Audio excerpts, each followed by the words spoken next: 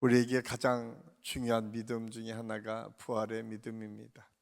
우리가 사실 부활절을 지나고 나면 부활절 설교가 예수 그리스도의 부활의 역사를 선포하는 것으로 끝나는 경우가 종종 있는데, 제가 금요 응답의 밤 시간에 계속해서 부활의 역사를 함께 조명해 보고, 또 우리 안에 부활 신앙이 왜 중요한지, 그리고 우리에게 부활 믿음을 갖는다는 것이 무엇인가 라고 하는 것을 함께 오늘 말씀을 통해서 생각하려고 합니다. 부활의 사건은 단순히 과거에 일어났던 기념비적인 사건, 그것으로 끝나는 것이 아니라 우리의 삶의 전 영역 속에 부활의 믿음을 통해서 우리의 삶이 변화되는 것들을 경험하고 하나님의 능력을 체험할 수 있을 때에 정말 건강한 그리스도인으로 하나님께서 기뻐하시는 능력의 삶을 살 수 있음을 우리가 알 수가 있습니다. 그런데 이 부활의 사건은 그렇게 생각처럼 쉽게 받아들이기 참 어려운 문제이기도 합니다. 오늘날 우리가 살아가는 이 세상은 합리적인 사고가 이 세상을 지배하고 있습니다. 과학적인 사고가 우리의 삶의 가장 중요한 원리인 것처럼 믿어지는 시대를 살고 있습니다. 그래서 이 영적인 세계를 이야기하거나 이 영적인 세계 속에서 부활의 이야기를 하는 것은 과거에 있었던 것, 아니면 특정 종교인들 정도로 믿는 믿음 정도로 이해하는 경우가 참 많이 있었습니다. 특별히 이 영적인 세계에 대해서는 우리의 내면의 깊은 명상을 통해서 마음을 안정시키는 것 정도로 이해하면서 우리가 좋은 음악 그리고 좋은 환경에서 자기를 돌아보는 명상 정도로 이 영적 세계를 이해하는 경우도 참 많이 있습니다. 이렇게 영적인 실제성에 대해서 부정하고 보이는 것이 전부인 것처럼 아는 시대를 우리가 살고 있는데, 이런 시대에 부활신앙을 갖는다고 하는 것은 결코 쉽지 않을 것입니다. 그런데 오늘 우리가 읽은 본문에서 이러한 현상이 오늘에만 있었던 것이 아니라 실제적으로 예수 그리스도가 부활한 현장을 목도하고 그 현장을 증언했던 이 막달라 마리아의 증언을 듣고도 오늘 11절 말씀에 보니까 제자들조차도 믿지 않았다라고 오늘 성경이 말씀하고 있어요. 내가 예수님이 부활하신 것을 봤다, 그 이야기를 듣고도 오늘 성경은 그렇게 말하고 있어요. 듣고도 믿지 않았더라. 이것이 오늘 마가복음 기자를 통해서 그 시대에 예수님의 부활의 사건이 있은 직후에 제자들의 모습이었음을 오늘 성경은 우리에게 말씀해 주고 있습니다. 오늘 이 말씀을 준비하면서 동일한 질문을 저에게도 했습니다. 오늘 이 시대에 왜 제자들처럼 믿지 못하는 사람들이 더 많이 있는 것일까? 왜 제자들은 그렇게 실질적으로 부활했다라고 하는 그 현장을 목도한 여인의 이야기를 듣지 못하고 믿지 못했을까? 가장 먼저는 우리의 인간의 한계 때문에 그렇다는 사실을 우리는 알아야 됩니다. 부활의 현장을 목도한 여인의 이야기를 듣지 못했던 제자들, 그들에게는 그 한계들이 있었어요. 인간의 한계, 유한한 인간에게는 모든 것을 알 수 없는 한계가 여전히 존재하고 있음을 우리가 부정하기 어렵습니다. 특별히 마가복음을 사복음서에 가장 먼저 기록된 문서다라고 학자들은 이야기합니다. 그런데 가장 먼저 기록된 이 마가복음은 우리가 사복음서를 이야기할 때 사복음서 전체를 설명하면서 가장 중요하게 여기는 것은 복음서가 갖고 있는 특징 중에 하나는 예수님의 행적을 사실 그대로 묘사한 것이 사복음서에 그대로 기록되어 있습니다. 그래서 가장 먼저 기록된 이 마가복음이 우리 신학적으로는 원복음이다라고 설명을 하고, 이 마가복음을 토대로 해서 마태복음과 누가복음이 쓰여졌을 것이다 라고 추정을 하고 있습니다. 이렇듯 가장 먼저 기록된 이 마가복음, 그런데 이 마가복음의 특징 중에 하나는 문체가 아주 간결하고 사실적인 이야기만 기록되어 있습니다. 설명이 거의 없어요. 그냥 사실 자체만 기록하고 있는데, 오늘 마가복음 16장 9절에서 11절 이 짧은 말씀 속에 믿지 못했던 제자들의 모습을 오늘 성경이 말씀하고 있어요. 믿지 않음, 이것이 그 당시나 지금이나 믿음 없는 사람들의 현실이다라고 하는 사실을 말씀해 주고 있습니다. 사실 오늘 말씀에 등장하는 이 막달라 마리아는 예수님을 만난 다음에 그 팔자를 고친 여인 아니었습니까? 귀신 들려 살았던 그 여인이 예수님을 만나고 귀신이 쫓겨가고 정상적인 사람뿐만 아니라 이제 예수님을 따라서 하나님 나라의 복음을 증거하는 믿음의 여인으로 변화된 삶을 살았던 사람이 막달라 마리아였습니다.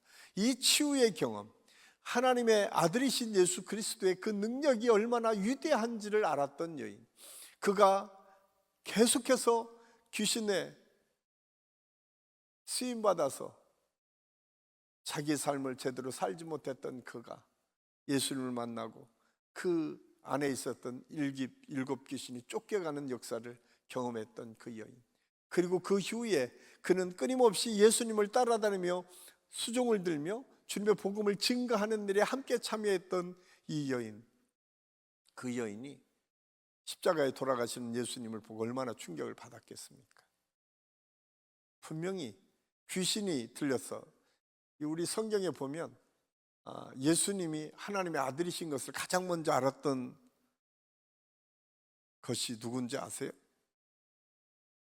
귀신이에요. 귀신이 귀신처럼 알았어요. 그래서 왜 우리를 괴롭히십니까? 아니, 세상 사람들은 믿지도 않은데 예수님만 가면 귀신들이 매일 고백하는 거예요. 왜 우리를 괴롭히려고 하십니까? 당신하고 무슨 상관이 있다고 우리를 이렇게 어렵게 하십니까? 라고 귀신처럼 알았어요. 그 사실을 누가 고백했어요? 누구의 입술로? 자기 입술로 고백했어요. 귀신 들린 그 여인은 하나님이신 예수 그리스도를 느끼고 경험할 수 있었어요. 그런데 그분이 십자가에 못 박혀 돌아가신다는 사건, 그에게는 얼마나 큰 충격이었겠어요. 그런데 그 충격을 받았던 이 여인, 그런데 그 충격은 이 여인에게만 있었던 것이 아닙니다. 제자들도 마찬가지였어요. 제자들이 3년 동안 예수님 옆에서 끊임없이 예수님께서 어떻게 기적의 역사를 일으켰었는지 누구보다도 잘 알았던 사람들이 제자들 아니었습니까? 그래서 한때는 그 예수님과 하나님 나라를 이 땅에 실현시키고 하나님 나라의 놀라운 역사에 내가 한 자리에 있으면 좋겠다라고 하는 생각을 가졌던 것이 다 제자들이었는데, 그 선생님이, 그 메시아로 여겼던 예수님께서 십자가에 못 박혀 돌아가시는 현장을 목도하고는 그들은 다 절망할 수밖에 없습니다. 우리의 믿음이 제대로 들어오지 못할 때 가장 먼저 이렇게 슬픔이, 우리의 상황이 이렇게 급박하게 우리를 짓누를 때 우리는 제대로 된 믿음을 갖지 못할 수 있다는 사실을 알 수가 있습니다. 오늘 성경은 그런 상태를 슬퍼하며 울었다라고 하는 표현을 쓰고 있어요. 10절 말씀에 보니까 마리아가 가서 예수와 함께하던 사람들이 슬퍼하며 울고 있는 중에 라고 하는 이 짧은 표현 속에는 얼마나 예수님을 따랐던 제자들이 절망 중에 있었는지를 알 수가 있어요. 그런데 이 절망과 슬픔은 우리에게 제대로 된 믿음을 볼 수 없도록 만든다는 사실을 알 수가 있습니다. 우리가 이런 현상을 우리가 심리학적인 용어로는 인지적 편향이라고 해서, 우리가 인식하는 능력이, 이 감정이 복받쳐 오거나 감정이 우리를 둘러싸고 있을 때는 제대로 된 인지를 할 수 없다라고 하는 게 심리학자들의 이야기입니다. 아마 지금 제자들은 그런 상황에 놓여 있었던 것 같아요. 우리가 신앙생활하면서 가끔 우리는 인지적 편향의 경험을 할 때가 있어요. 우리가 생각하지 못했던 문제들을 만날 때, 그런 슬픔과 절망이 우리를 찾아올 때, 예상하지 못했던 질병이 내게 찾아오거나, 내가 전혀 생각하지 못했던 크나큰 문제들이 우리를 덮칠 때, 우리도 먼사의 믿음을 제대로 갖지 못할 때가 있을 수 있다라고 하는 사실을 우리는 알아야 됩니다. 그래서 우리의 삶의 고난과 상실이 찾아올 때에 우리는 하나님의 약속에 우리의 마음을 두기보다는 그 상처와 그 현상으로 짓눌려서 하나님을 보지 못할 때가 있습니다. 그때 우리는 어떻게 해야 될까요? 혹시 여러분 주변에 그런 사람들이 있다면 어떻게 해야 될까요? 주님은 잠잠히 참고 기다리셨어요. 성경 곳곳에 예수님께서 먼저 제자들을 찾아가 주신 이유, 제자들을 찾아가셔서 예수님께서 가장 먼저 질문하신 게 뭐예요? 평안하뇨? 물으시는 거 아니에요? 너희들 지금 마음이 편안하니? 이야기는 그 질문 속에 너희가 지금 어떤 마음이 있는지 한번 너희들을 들여다봐 라고 하는 예수님의 마음이 담겨져 있습니다. 저는 오늘 이 저녁 혹시 우리가 알지 못하는 일 속에 우리의 상실감과 절망이 우리 앞에 우리를 너무 힘들게 하는 분들이 있습니까? 오늘 주님의 이 음성을 들으십시오. 찾아오셔서 평안하뇨? 질문하시며 우리를 다시 돌아보기를 원하시는 그 주님의 음성, 그리고 우리 주님은 우리 곁에서 기다리세요. 중요한 것은 우리 곁에서 기다리고 계시는 그 주님을 우리가 느낄 수 있어야 돼요. 특별히 우리 한식교 모든 성도들, 특별히 여러분 주변에 힘들고 어려운 사람이 있으면 많은 말을 하는 것보다 함께 기도하며 묵묵히 그를 지켜봐주고 격려하고 위로하는, 곁에 있어주는 그런 믿음의 동역자들이 있을 때에 우리는 그 어려움을 그것들이 이겨나갈 수 있다는 사실을 우리가 알 수가 있습니다. 또한 오늘 제자들의 이 믿음 없는 이유 중에 하나는 초월적인 사건에 대해서 아직까지 제대로 알지 못함을 통해서 부활의 신앙을 느끼지 못했음을 알 수가 있습니다. 사실 예수님 당시에 이스라엘 백성들의 사고 속에는 종말론적인 신앙이 아주 팽배했었습니다. 메시아가 올 것을 기대하고 소망했어요. 그런데 그 메시아가 이 땅에 오셔서 부활의 역사를 이룬다고 하는 것이 무엇인지는 알 수 없었어요. 뿐만 아니라 그 시대는 로마가 지배했던 시대입니다. 우리가 생각하는 로마는 헬라 철학이 그 시대를 지배했습니다. 헬라 철학이라고 하는 것은 철저하게 이성주의입니다. 우리가 사고하는 인식의 틀 안에서 모든 것이 결정됩니다. 심지어는 신까지도 이성적인 사고 속에서 만들어진 신들이 그리스 로마 신화에 끊임없이 배출되는 것을 볼 수가 있어요. 그런 시대적 흐름 속에 실질적으로 죽었다 살아나서 부활하셨다는 주님을 보았다는 얘기를 어떻게 믿을 수 있겠어요? 그런 사고가 지배하고 있는데 어떻게 그렇게 믿을 수가 있었겠습니까? 그래서 사도 바울은 고린도전서 1장 23절에서 우리는 십자가에 못 박힌 그리스도를 전하니 유대인에게는 꺼리키는 것이요 이방인에게는 미련한 것이로다. 그러니까 유대인에게는 그것이 꺼리키는 거예요. 왜? 그들이 알긴 알았어요. 종말론적인 신앙이 그들에게 수천 년 동안 있어서 왜 메시아를 보내주시겠다는 하나님의 약속이 아브라함을 통해서 주셨고 그 이후에도 끊임없이 하나님께서 선지자들을 통해서 이 땅에 메시아를 보내겠다 약속하셨는데 알기는 아는 거죠. 그런데 그걸 경험하지 못한 그들. 그런데 그 시대에 헬라 사상이 그들의 삶을 지배하고 있었기 때문에 사실은 지금도 우리가 사는 이 과학주의, 합리주의는 헬라 철학의 영향 속에 있습니다. 그래서 우리가 역사적으로 보면 그리스 로마가 우리의 모든 삶의 근원이 되는 것처럼 보여질 때가 참 많이 있어요. 우리가 신학적으로도 가끔 그렇게 잘못 이해하는 분들도 있어요. 우리의 신학이 마치 이성주의에 의해서 신학이 형성되는 것처럼. 그런데 그렇지 않습니다. 히브리적 사고는 헬라적 사고는 근본적으로 다릅니다. 그런데 우리는 가끔 헬라적 사고가 히브리적 사고를 이기는 것처럼 이야기해요. 우리 그리스도인들에게는 히브리적 사고가 우리의 삶을 이끌어가는 거예요. 하나님 나라의 역사가 우리의 삶을 지배하는 거예요. 그런데 여전히 우리는 이분법적인 헬라 철학이 우리를 감싸고 우리의 이성주의, 합리주의가 전적으로 우리의 삶을 지배할 때가 참 많이 있어요. 그럴 때에 부활신앙은 제대로 정착할 수 없습니다. 그래서 우리는 보이지 않으면 존재하지 않는 것이고 설명되지 않으면 믿을 수 없다는 생각을 갖고 있습니다. 그런데 여러분, 우리가 잘 아는 부활의 장으로 소개되는 고린도전서 15장에 보면 그렇게 기록하고 있어요. 우리가 잘 아는 것처럼 사도 바울이 부활의 역사를, 예수님이 승천하시는 장면을 할 때에 그 현장에 500여 성도가 있었다. 그냥 증거한 게 아니라 그 현장을 한 사람만 본 게 아니라 수많은 사람이 봤다는 거예요. 뿐만 아니라 그는 많은 사람의 보이실 뿐만 아니라 그것을 통해서 실질적으로 하나님의 역사를 이루어 갔다는 거예요. 그런데 더 놀라운 것은 초대교회 사도들의 신앙 고백입니다. 사도들은 자신이 본 그 빈 무덤과 부활하신 주님의 얼굴 때문에, 그 확신 때문에 죽음을 두려워하지 않았어요.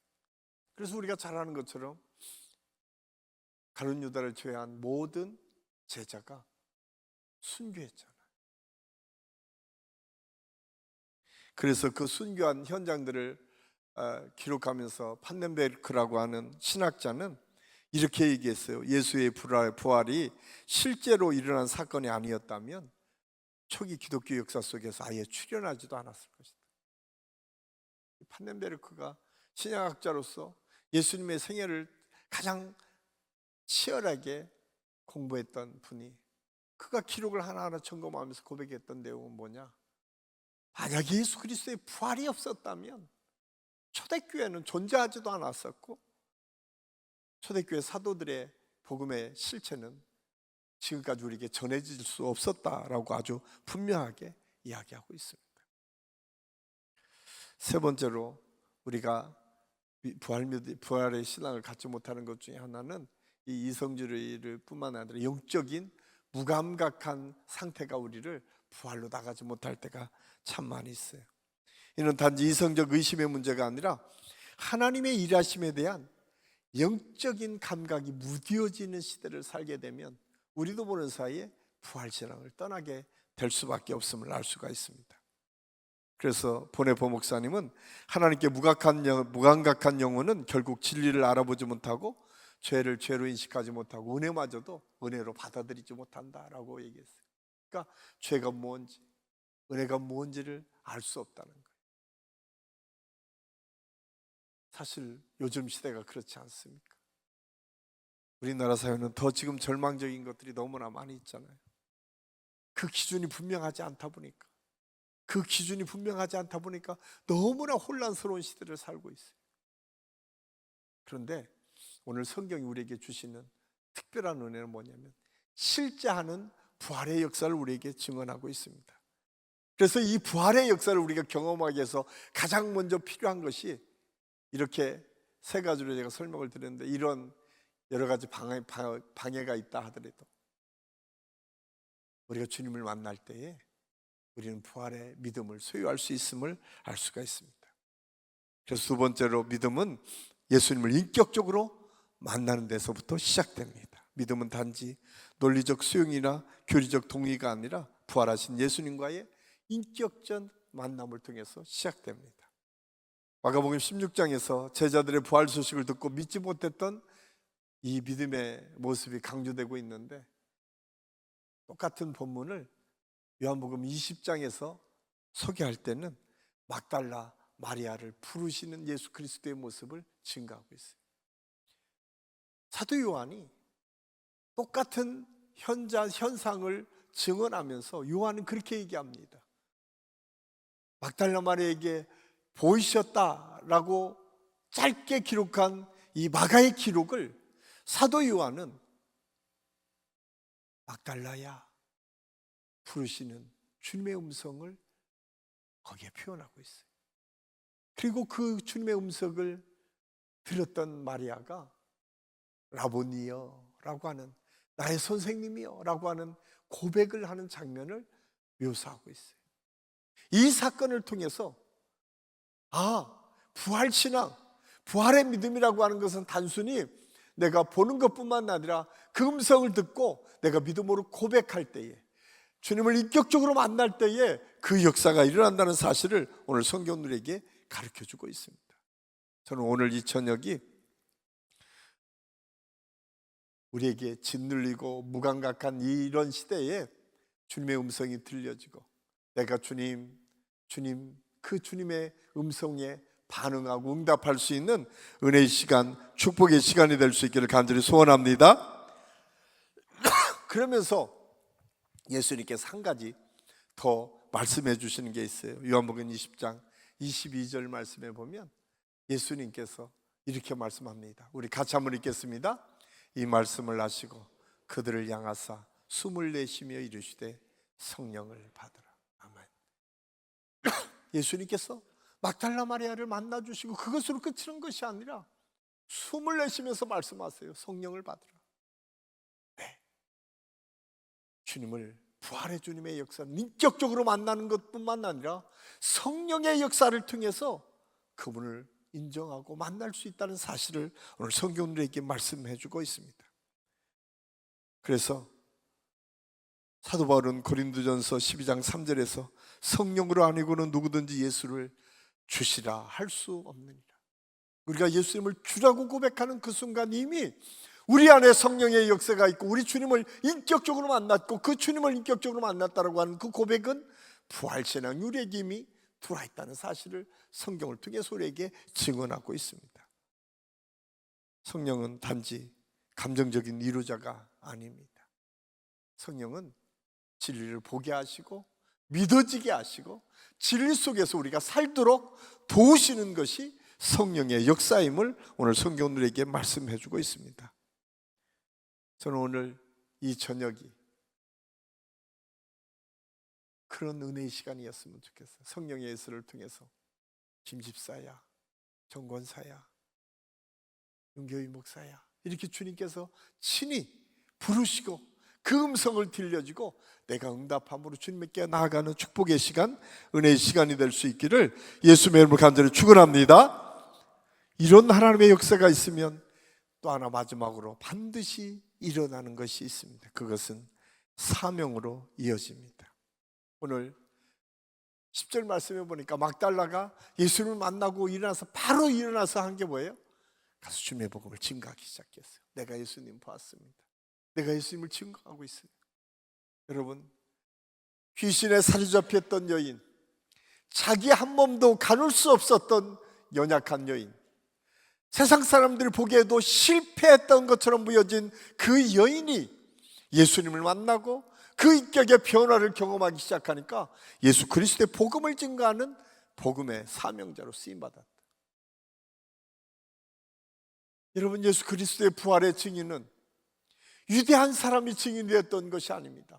학식이 있고 많은 것을, 그리고 높은 지위에 있었고 돈이 많았고 이 사람이 주님의 복음을 증거한 것이 아니라 지금 7 귀신 들렸던 그 여인, 세상 사람들이 비난하고 조롱하고 아무런 희망이 없다고 했던 그 여인이 예수 그리스도를 만나고 인격적인 변화를 경험하니까 그가 첫 번째로 예수 그리스도의 부활을 증언하는 증인이 됐다는 사실을 오늘 성경들에게 말씀해 주고 있습니다. 우리 환경이 어떻든 오늘 주님을 인격적으로 만나고 성령의 역사를 경험하는 그 사람은 반드시 부활의 증인으로 하나님께서 축복하시고 인도하시고 함께해 주실 줄로 믿습니다. 이것이 주님의 약속이에요. 우리의 지금 상황, 내가 가지고 있는 환경, 그리고 내가 지금까지 갖고 있는 지혜, 이것이 문제가 아니라 주님을 만나고 성령의 역사를 통해서 주님의 복음은 증거되고 확장된다는 사실을 오늘 성경들에게 말씀해 주고 있습니다. 주님을 만난 사건은 그냥 머물 수가 없습니다. 반드시 주님을 만나는 사건은 그 사건을 통해서 사명자로 변화되고 그 사명의 역사를 이루어가는 능력의 사람으로 하나님께서 사용하신다는 사실을 오늘 성경들에게 말씀해 주고 있습니다. 그렇기 때문에 우리가 주님을 만나야 되고, 그렇기 때문에 성령의 역사를 경험하는 것이 중요합니다. 저는 오늘 이 저녁이 다시 부활의 신앙이 회복될 뿐만 아니라 그 부활의 신앙을 통해서 증거하는 믿음의 사람으로 변화되는 하나님의 역사를 우리 모두가 경험할 수 있기를 예수님의 이름으로 간절히 축원합니다. 그래서 우리가 오늘 막달라 마리아가 예수님을 만나고 그 삶이 변화돼 예수 그리스도의 복음을 증거하는 부활 증인의 역사를 이루어갔던 것처럼 오늘 이 저녁이 주님을 깊이 영적으로 만나고 그 은혜를 체험함으로 인해서 우리 모두가 주님의 증인된 삶으로 예수 그리스도의 복음의 능력을 선포하며 나가는 우리 모든 믿음의 사람들이 다 될 수 있기를 예수님의 이름으로 간절히 축원합니다. 기도하겠습니다. 아버지 하나님, 은혜를 감사합니다. 오늘 하나님의 말씀을 통해서 우리의 생명이 끝나는 것이 아니라 부활의 역사가 우리에게 있음을, 그리고 부활의 역사를 통해서 하나님의 살아계심이 이 세상에 선포되고 증거될 때에 우리가 그렇게 사용되기를 원합니다. 주님, 오늘 인격적으로 주님을 깊이 만나고 성령의 역사를 경험하는 은혜의 시간, 축복의 시간이 되게 도와주시옵소서. 특별히 우리 한신교회 모든 성도들이 예배 때마다, 기도할 때마다 이 하나님의 능력과 은혜를 경험케 하여 주셔서 우리 모든 성도들이 하나님께 주신 기쁨과 은혜를 누리며 어디를 가나 예수 그리스도의 복음을 증거하는 믿음의 사람들이 다 될 수 있도록 하나님께서 역사하여 주시옵소서. 하나님께서 함께 하실 것을 믿고 예수님의 이름으로 감사드리며 기도하옵나이다. 아멘.